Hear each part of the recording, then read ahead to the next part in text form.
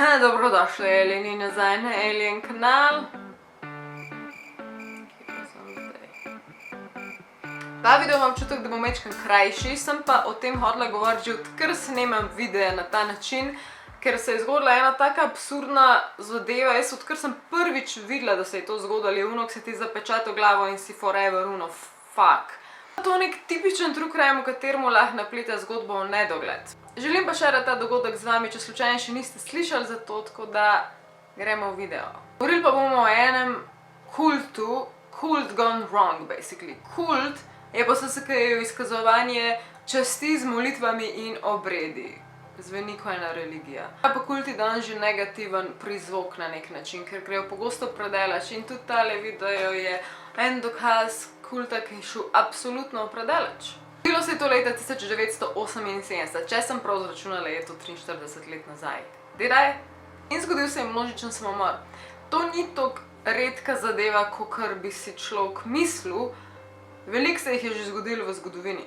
Je pa tale največji in sicer umrlo je takrat 900 pripadnikov te sekte, od tega 300 otrok, ker je 1/3 otrok. Vodja te sekte je bil moški z imenom Jim Jones.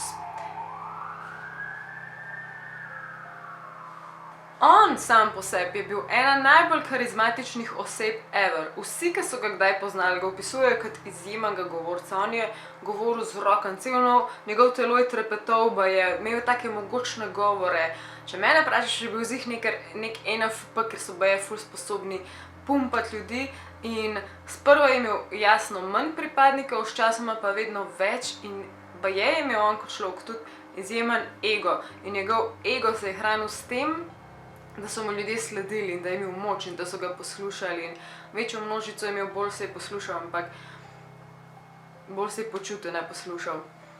Jones v bistvu originalno je bil pridigar in San Francisca in v Indianapolisu leta 1956 ustanovil to sekto in imenovala se je Svetišče. Hvala je pa ideje evangeličanstva in pa humanizma in pa marksizma. Vse v bistvu ful privlačno zveni, samo ne, konec ni bilo. Te stvari zelo težko ostanejo v zdravih mejah in tudi v tem primeru niso. Čeprav so ga imeli vsi izjemno radi in tudi tisto, kar je on dejansko pričal, je bila zelo dobra zadeva. Sicer je bil ekstremno močen komunizem, ampak je pa oboževal rasno raznolikost, se pravi spoštovanje vseh ras in popolnoma zatiranje tudi seksizma recimo. Tako da tudi za danes te ideje so nam verjetno izredno privlačne, sploh tistim, ki se počutijo drugačne ali pa zapostavljene in so se z njemu počutili ekstremno varno. In vse prej se je začelo v normalni civilizaciji, s časoma pa, ko je on želel to moč povečati in se še bolj močnega počutiti in imeti še več pripadnikov, so pa rekli, dajmo se mi umakniti. In so se umaknili v Gvajanski pragost. Pa ne na neko ful, še zmer, logično, vse pragost, ni bilo tam neke konkretne civilizacije, bili so sami, se pravi samo pripadniki te sekte in če se ji dol predstavljaš tudi, ostaneš obkrožen tam, ne moreš kar iti, imaš družino, odvisen si en od drugega, valjda ostaneš tam, več nekako 30 mil, ne vem, v nobeno smer ni bilo nič tam, ne. Oni so bili sami, samoodvisni in tako naprej.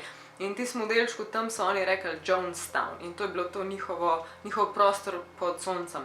Valjda gre tukaj za veliko mero sodelovanja, ljubezni, tudi ljudje tukaj so se res dobro počutili, oni jim je dajal to zatišje in tako naprej. On pa, kot sem rekla, karizmatičen, kakor je bil, je tudi živel po svojih načelih pridno in je imel tudi on družino ekstremno rasno mešano. On je bil točno to, kar je želel tudi pričati drugim. Imel je posvojene otroke Afroameričane, mislim, da celo Azijce, skoraj ziher.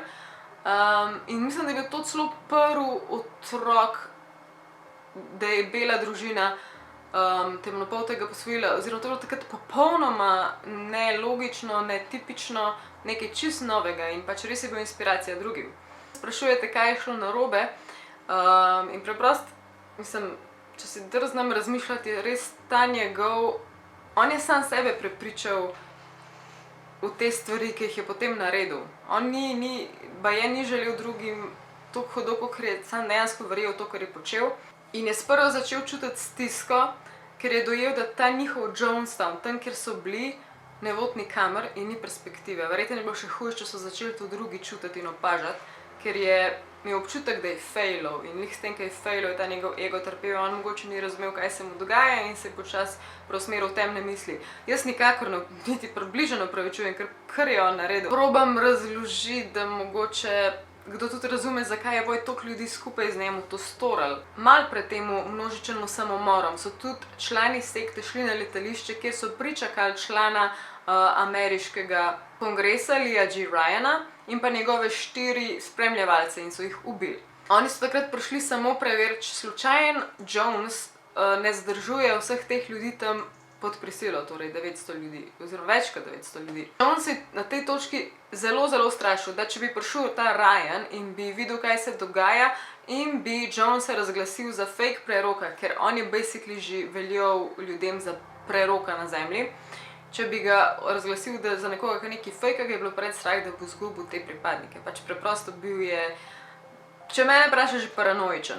In kar je on takrat želel od pripadnikov, je bil ta množičen samomor. Nekje piše, da jim je rekel, da jim ponuja ta njihov Kool-Aid.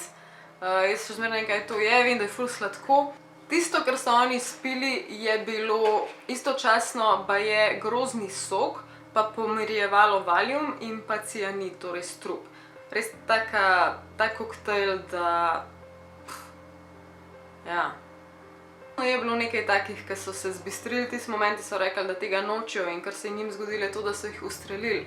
So nekateri, ki še danes govorijo o tem, recimo ena ženska, ki je zbežala, razlaga o tem, koliko na smrt strah je bilo, ker v bistvu, ko bežiš o tem vse, ker razmišljaš to, da boš dobil strel nekam in to je meni tisti najbolj grozen občutek, ker ne veš, da bo nekje vate prileteli, pač grozen je bilo, to bo tako traumatično, da glava peče.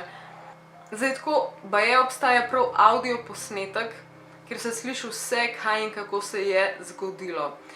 Slišijo se vsi kriki, sliši se bolečina, slišijo se grozne stvari, vmes se sliši nekdo, mislim, da je ena ženska, ki se upre, ampak jo noben ni podprl.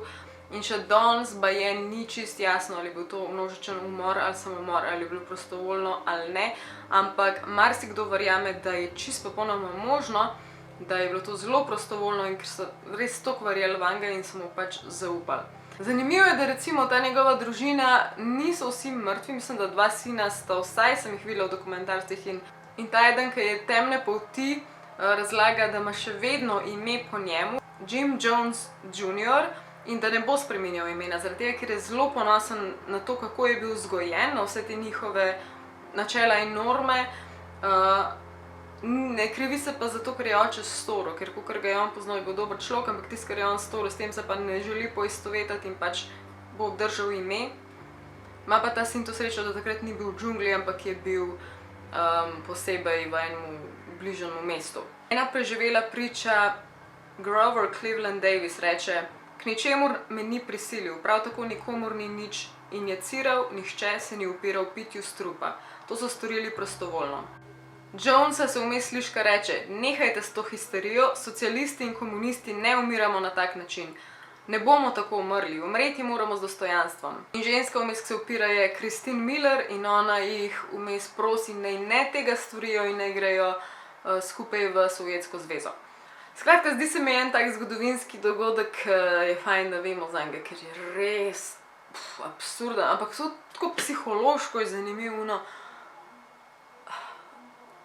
Ker ljudje smo res bitja, ki se nam lahko dopove karkoli. Verjamem, da teh 900 ljudi ni pomenilo, da so šibki, ker so mu verjeli. Pač samo verjeli so človeku, ki jim je narobe razložil stvari, v napačno smer jih je pelal.